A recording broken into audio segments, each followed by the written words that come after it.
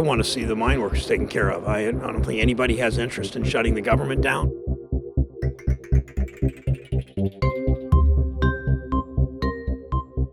We're here fighting for the United Mine Workers pension, people that have given this country everything they have. These are people basically that have said, I'll go down there, I'll get the energy you need to win the war, I'll get the energy you need to build this country, I'll have the industrial might, the middle class, we'll build it. We are the middle class. That's who they are.